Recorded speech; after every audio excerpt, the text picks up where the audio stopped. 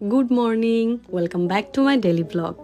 প্রায় অনেক দিন ধরেই প্ল্যান করছি। ডিভোর্সের পর নিজের নাম থেকে তাহসানের পদবি মুছে ফেললেন রোজা। সেই সাথে তাহসানের সব ছবি ডিলিট করে দিয়েছেন রোজা। বছরখানেক আগে হঠাৎ বিয়ের ঘোষণা বিনোদন অঙ্গনকে চমকে দিয়েছিলেন গায়ক ও অভিনয়শিল্পী তাহসান খান। যুক্তরাষ্ট্র প্রবাসী রূপসজ্জা শিল্পী রোজা আহমেদের সঙ্গে তার বিয়ের খবর সে সময় সামাজিক যোগাযোগ মাধ্যমে আলোচনার কেন্দ্রবিন্দুতে ছিল। কয়েকদিন ধরে টানা ট্রেন্ডিংয়ে ছিল তাহসানের বিয়ের বিষয়টি। তবে সে আলোচিত সম্পর্ক এক বছরের মাথায় এসে ভেঙে পড়ল। সম্প্রতি তাহসান খান নিজেই জানান, রোজা আহমেদের সঙ্গে তার দাম্পত্য সম্পর্ক আর নেই, দুজন এখন আলাদা থাকছেন। এই ঘোষণার পর ভক্তদের মধ্যে তৈরি হয় হতাশা। তবুও অনেকে মনে করেছিলেন হয়তো এখনও সম্পর্কের সম্ভাবনা পুরোপুরি শেষ হয়নি, কারণ রোজার সামাজিক যোগাযোগ মাধ্যমে তখনও তাহসানের সঙ্গে তোলা ছবি ছিল। রোজার ইনস্টাগ্রাম প্রোফাইলে একসময় দেখা যাচ্ছিল দুজনের একসঙ্গে কাটানো নানান মুহূর্তের ছবি। এমনকি নিজের নামের সঙ্গে খান পদবিও যুক্ত রেখেছিলেন রোজা। আর এসব বিষয় দেখে অনেকেই ধারণা করেছিলেন বিয়ের পরও সম্পর্কের একটি নরম জায়গা রয়ে গেছে।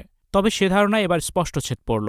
রোজা তার সামাজিক যোগাযোগ মাধ্যম থেকে তাহসানের সব ছবি সরিয়ে ফেলেছেন। পাশাপাশি নিজের নাম থেকেও বাদ দিয়েছেন তাহসান খানের খান পদবি। আগে যেখানে তার অ্যাকাউন্টের নাম ছিল রোজা আহমেদ খান, এখন সেখানে আর সেই খান নেই। পুরো প্রোফাইল ঘেটে তাহসানের কোনো ছবিও পাওয়া যাচ্ছে না। তাহসানের সব ছবি ডিলিট করে দিয়েছেন রোজা।